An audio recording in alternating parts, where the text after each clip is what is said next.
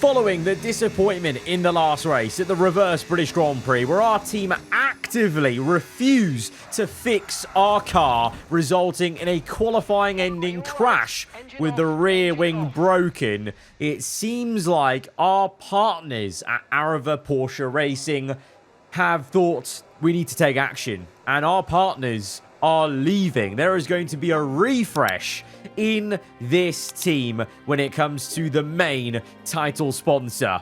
Okay, maybe it is just the usual in-game sponsorship window, you know, where you can maybe change your title sponsor. But I find it funny that the timing of this came straight after a weekend at our home race, nonetheless, where we had such an embarrassing time in qualifying, and I'm still mystified at we came in to fix our rear wing and were sent out with it still broken, and of course we had a very difficult time in the race. So it is time then to choose a new potential sponsor. Maybe some of you thought I meant actually Porsche leaving this partnership. That is maybe also still up in the air and a decision to make at the end of this season, of course, and I might bring a vote to you guys for that later on. But this is for the in-game title sponsor. We've had Duotone for the last 2 seasons, and hopefully you'll agree with me. Let me know in the comments. I think they've been quite an iconic sponsor for us in the game. The logo has been a treat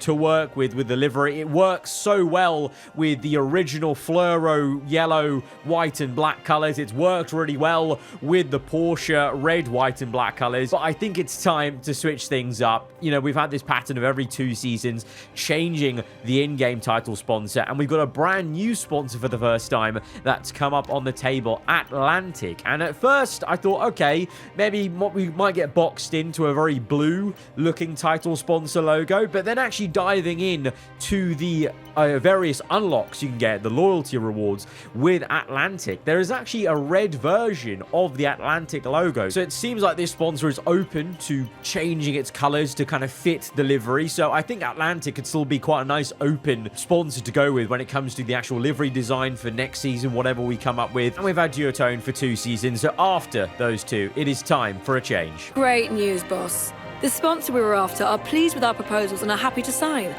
I'll get all the relevant paperwork sorted. All that's left to say is, congratulations. It's another big deal on the table that we've executed at this team. Not our first time. And we've got maybe some fresh new looks on the way then for next season. Like I said, potentially, I don't know, who knows if Porsche are going to stick with us with how the season's been going up and down. I mean, they might well want to, because we are leading the Constructors' Championship, for goodness sake. I mean, I don't know how, really. It hasn't felt like we have deserved to be in this position, but I suppose when you look at the results race to race in the last, 5 episodes, even though there has been so many weird happenings with this car, operational mistakes, we've actually managed to still deliver some great results, and that's why Leclerc is leading this entire championship to Tramnet. It's only a couple of points difference there, but Verstappen's close by, Piastri's there as well, but Piastri's no longer the nearest man to either of our drivers, which is an interesting dynamic. So how's that going to shape up in the coming races? But as we go on through towards the Belgian Grand Prix in the activity timeline, I was taken aback by a proposal from a driver. Okay, boss. Got an interesting bit of news for you. We've had a driver reach out to us to ask if we'd be interested in a preliminary chat with them about possibilities for next season. You can always say no if you're not interested, or we can see where it goes. And I'm just going to stop Andrew there. I don't even want to hear the rest of the talk. I've rejected that. What was that offer? Zane Maloney, I mean, no offense to him. What? How is he the first driver in the season that's come up to us to want to drive for us? How is that possible? I was expecting like the first guy to be Verstappen after what's been happening to him at McLaren, or maybe one of the Mercedes. An utter joke. That is an insult almost to our team, that Zane Maloney was the first driver to come up to us. I don't know what that means for the driver market in the background. Like, what are these AI cooking up in terms of the driver transfers for next season if the only viable option that's coming to us is Zane Maloney? Very, very odd and peculiar as we now move on into the Belgian Grand Prix, and we're going to be taking the wheel of Charles Leclerc off the back of him taking the lead of the Drivers' World Championship. No pressure to continue that momentum.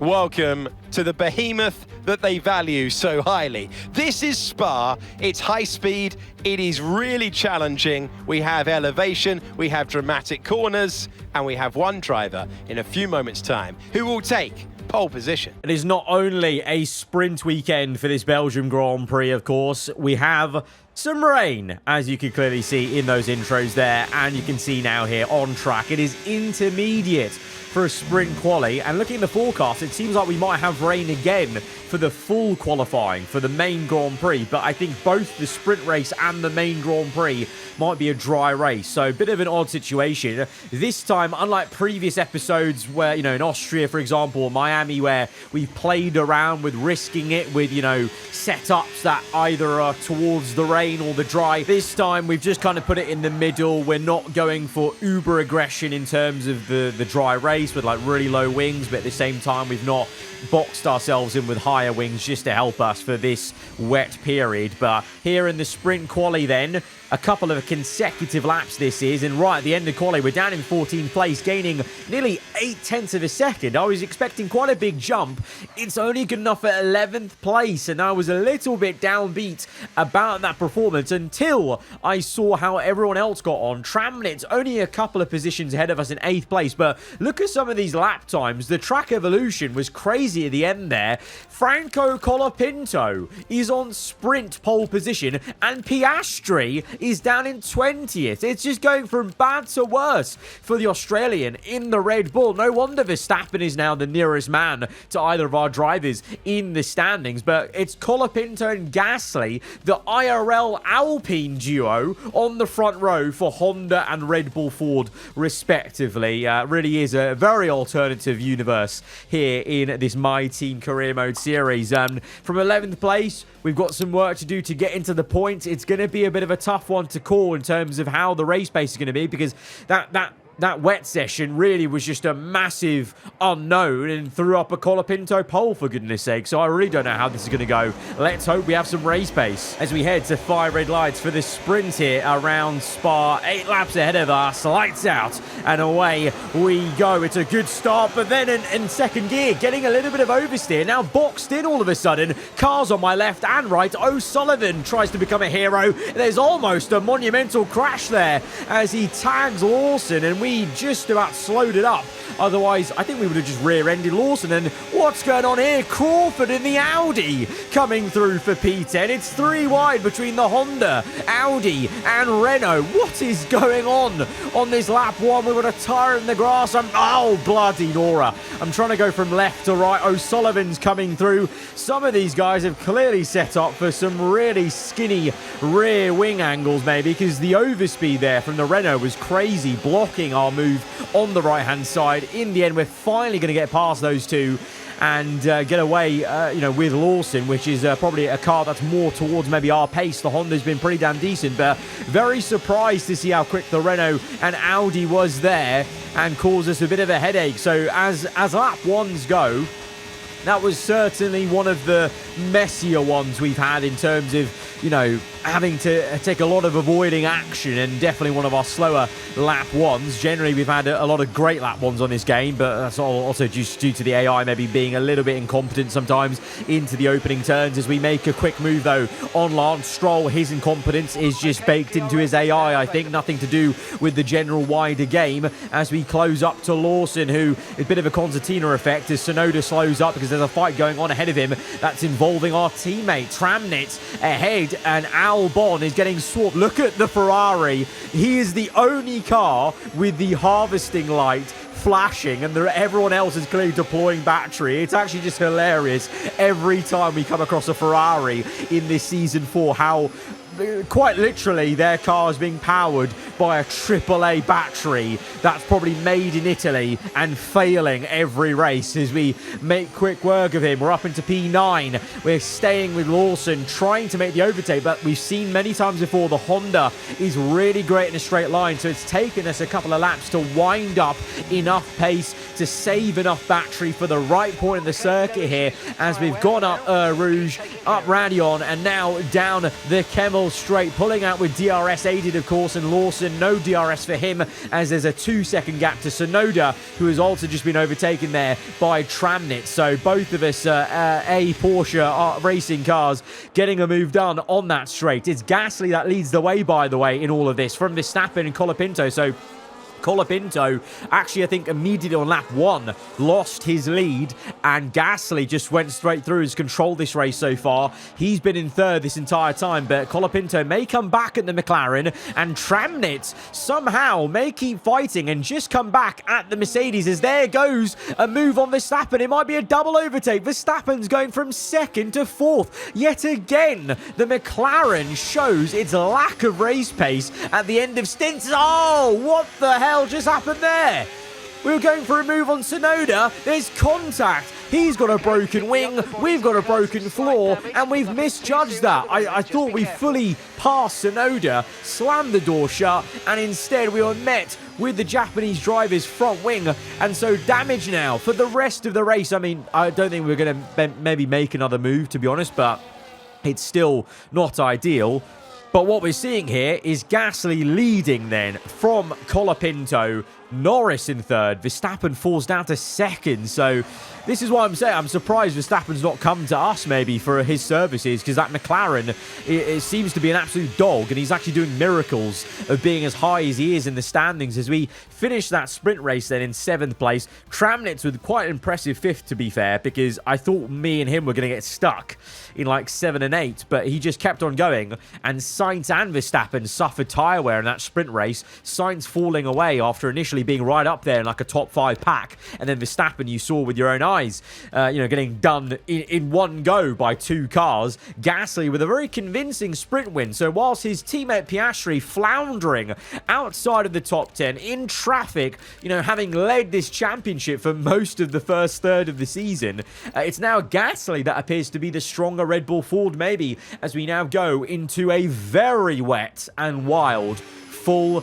qualifying for the Grand Prix proper. Full wet tyres right now on the car, and we'll be going through the motions of doing some consecutive laps on this compound, but it's really going to be all for nothing, because even though it's tipping it down right now, it is going to ease off, and it was due to ease off, and the track was getting quicker immediately on the 2nd consecutive lap. But by the end of the session, we're on the green wall intermediate tyres, and every lap that everyone's done so far means nothing, as we're now into the last 30 seconds of this session. Everyone is out there, and time is being found everywhere as the track is getting quicker and quicker. The more cars are out there, of course, in F1, cars are the best hoovers for wet weather, for rain on the track, actually, go figure. And if they realise that in real life, maybe it all worked out how the wet tyres could work, then maybe we could actually have some semblance of F1 racing in the full wet conditions. But alas, there is not. But here in the game, there is plenty of action on track, and you can see Verstappen now putting in a purple time.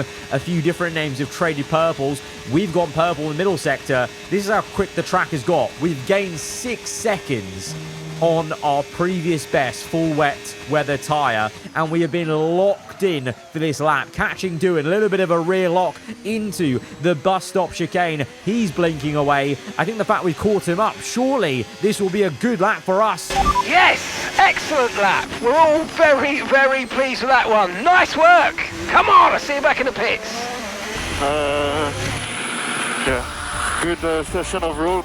Leclerc could sound just a little bit happier about that, because that's pole position in these tricky conditions. You can see the track evolution was wild, because only myself and Verstappen are on the 149s. It seems like also other people, they went out at the end, but they went back out on wets, or they just didn't set a lap time, I don't know. And then some of these intermediate laps must have been very early in the session, because we've got people on inters 5 seconds off the pace. So that is a very weird session. I mean, let's also focus in. Doohan on the wet tyres got up to 3rd place. Verstappen also on the wets was only 4 tenths nearly off me. So that's pretty crazy for him in that McLaren. Tramnitz in P4. So it's a great day in the office for us in 1-4, but a very jumbled up qualifying. But once again, it seems like in the chaos, this is where our team thrives, because when it's all chaotic, we can actually do some good work in 1 and 4. In a season of multiple rear wing issues, operational errors, glitches and whatnot, it seems like this is where our team in Season 4 is most comfortable with and where we deliver as we go on towards the Grand Prix. The Belgian Grand Prix, a race the great Ayrton Senna won 6 times, and in 2019, Charles Leclerc became the first driver to take their maiden win here since a certain Michael Schumacher in 1992. One of the circuits that makes Formula One, Formula One. Welcome to the Belgian Grand Prix. It's time to take a look at our starting grid for today's race. Charles Leclerc lines up on pole position, and Jack Doohan completes the front row.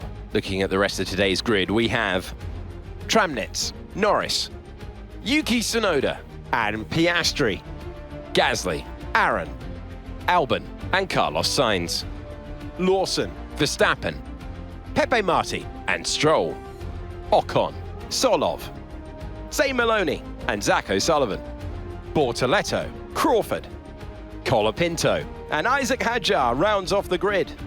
It's almost time for the lights to go out, so let's head down to the track where preparations are underway. We welcome to the commentary box Anthony Davidson. I'm Alex Jakes. We're both looking forward to a really intriguing race today. It feels like an obvious question, but I think everyone wants to know, at this stage, are you nervous or excited? Probably at the start of a race, it's where your heart rate's at its highest in anticipation, and you've got to be in the right mindset. You've got to be thinking there inside the car, what can go right? How can I be opportunistic rather than what can go wrong, and how do I protect my position? Look forward and stay positive. It's easy to say, very hard to do when you're in that position. It's not a position I'm used to personally, leading away the formation lap on pole position, but it's certainly a position of the driver we're driving as. Charles Leclerc, he's a bit of a qualifying specialist, but he's also got a pretty bad stat of converting those poles to race wins throughout his career.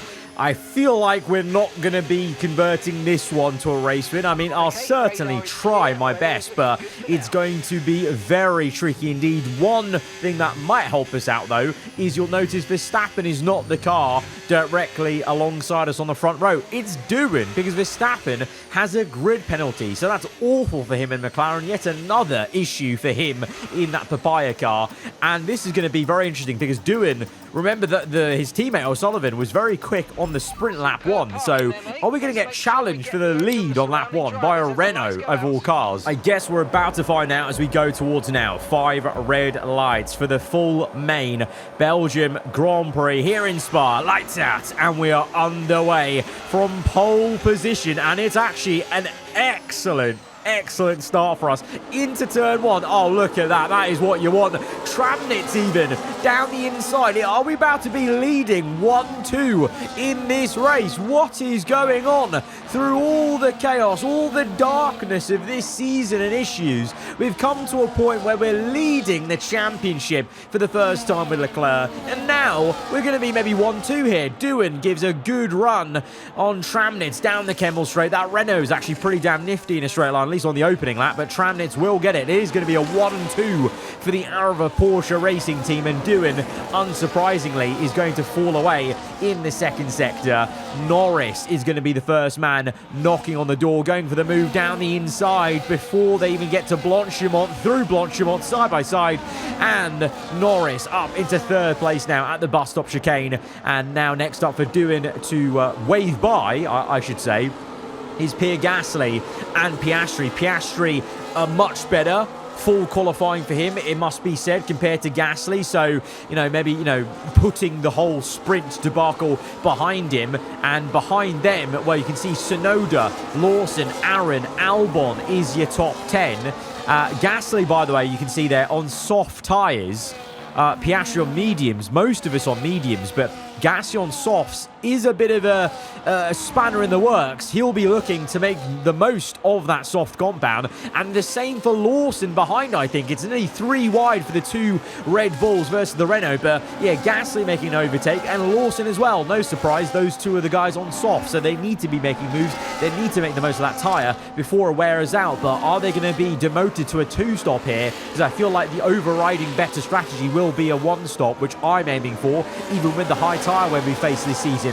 But Verstappen, he'll be kicking himself, or, well, kicking the team, really, for the engine penalty, down in 13th place in the traffic, whilst he should have been up there fighting us from the front row. So That's another open goal for us then, again, against, you know, the driver that's nearest to us in the standings. You know, we've had a few open goals with Piastri having some tough times as of late, and certainly McLaren haven't been the most consistent team and car operation for Verstappen's talents. Is Norris now going for a move on Tramnitz on lap 4? This is the Mercedes powers past with conviction, and it was a good run whilst we had it, but now you're seeing how quick this Mercedes can be. Obviously, one last race with Carlos Sainz. Now it's Lando Norris's turn as he goes for the move on the outside into the bus stop. We're taking this nice and easy, knowing that if we just keep up with Norris in the corners, annoy him, frustrate him, that we can maybe defend in a certain clever way at the end and the start of a new lap. And just like that, you know,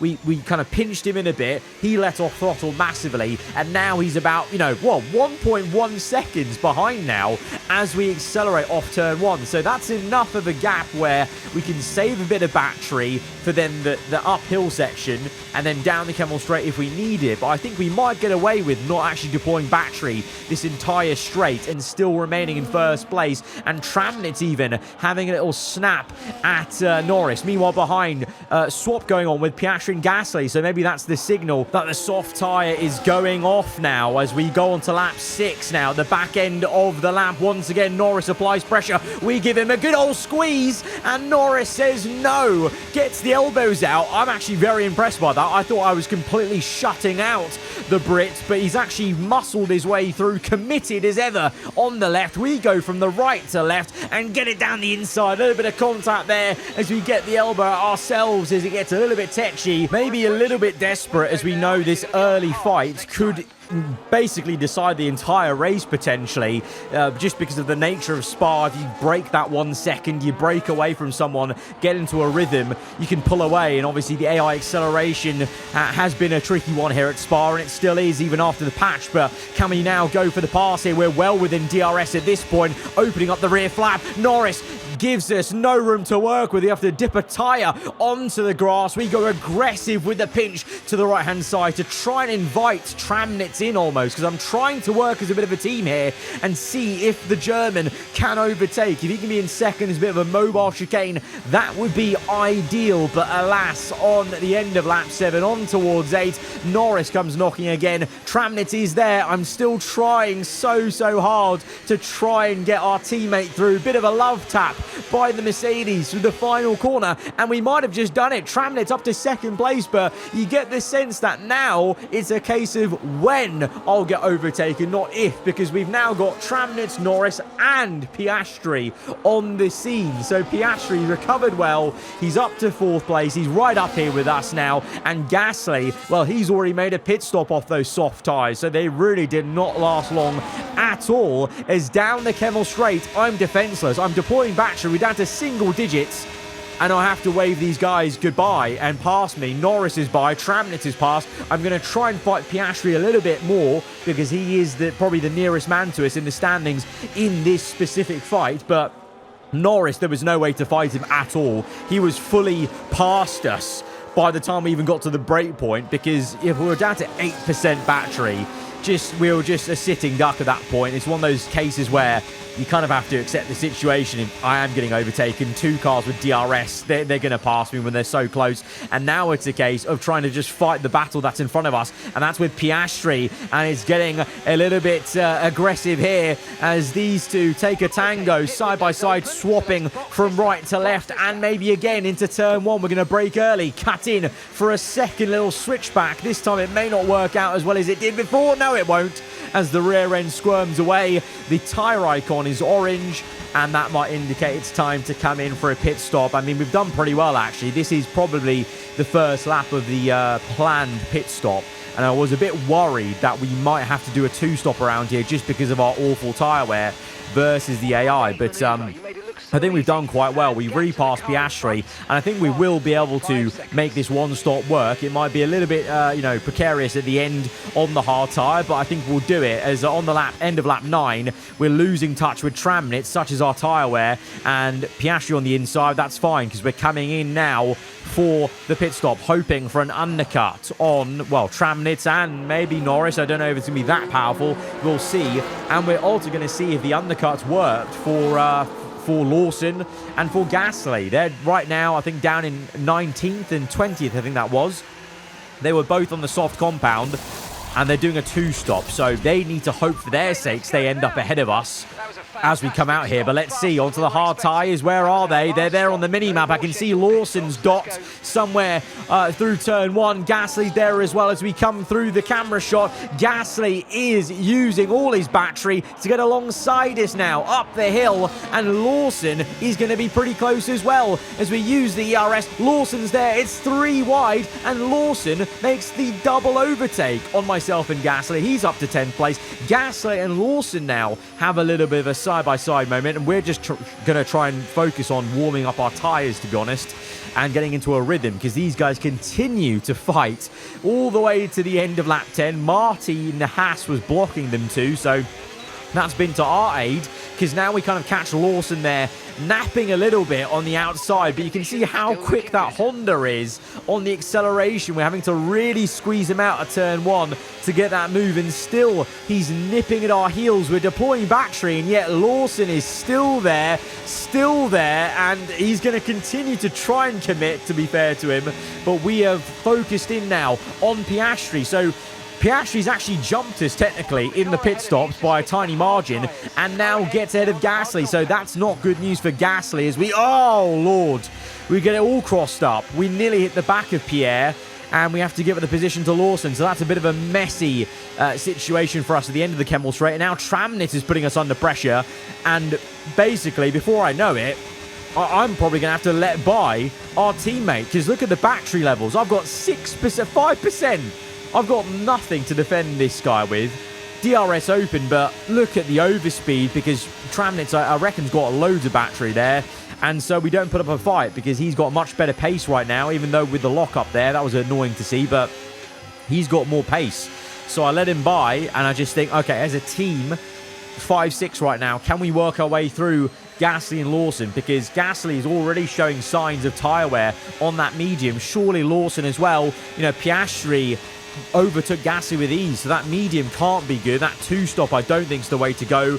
I think we tried a 2-stop last season, did we not? And I think we learned our lesson from that. So yeah, Gasly and Lawson not heeding the lessons from history from last season in this career series. So I think it's only a matter of time before we being Leclerc and Tramnitz, clear Gasly and Lawson and get up into at least 3rd and 4th. But I think maybe 2nd and 1st is Piastri and Norris locked away. I'm not too sure, as Tramnitz makes the overtake on Gasly on lap 14, and we're just biding our time. We're not over pushing, because remember, we've got to take this tyre to the end of the race. You saw the tyre on the medium. You've seen how bad it can be with Gasly here clearly struggling on the mediums, and obviously Verstappen in the sprint. So I've been taking it a little bit calmer and trying to just, just not lean on the tyre too much to make sure there's enough to get us to the end of the race. We've made the move on Gasly now, and it's a case of just waiting for that patient moment where Lawson comes in. So he's in, Gasly's in, and so like I thought, we are 3 and 4 right now. Piastri 2nd. Norris, though, seems to have quite a sizable gap for 1st place. Behind, it's Tsunoda P5, and after a very difficult first stint, Verstappen's actually recovered to what might be a pretty solid P6, but on lap 17, it is Norris leading by, well, nearly 5 seconds to Piastri. So Mercedes, they've entered a very strong period of the season. They won last time at Silverstone Reverse. They might go on to win this Grand Prix here as well, it would seem. But Piastri's bounced back with a 2nd place there.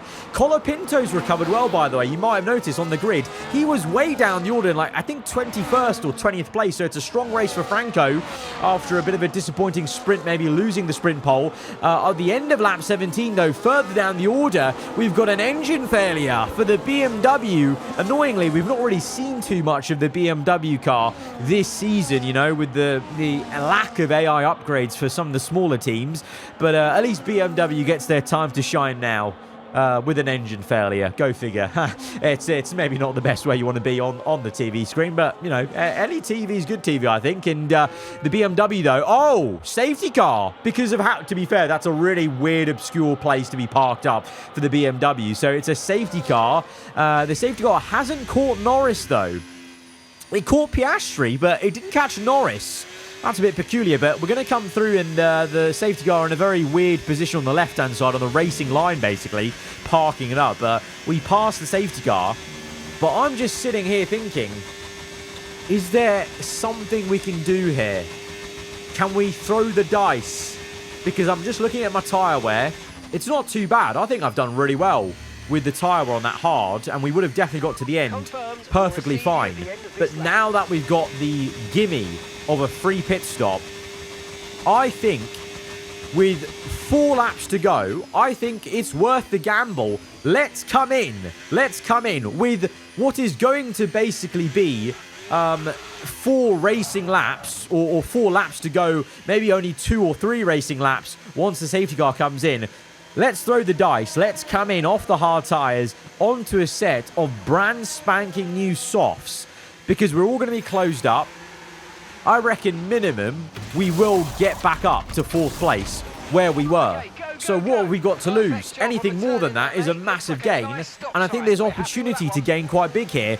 And you know what? I've actually come out higher than the heads-up display suggested. It told me I was going to come out in 11th place. I've come out in 8th on new softs when everyone else is on either worn hards, or in the case of Gasly behind me, worn mediums. So here we go then. The safety car actually annoyingly stays out for 1 more lap. I thought it was going to slam dunk come in on lap 19 to give us 3 racing laps. Alas, it goes on for 1 more.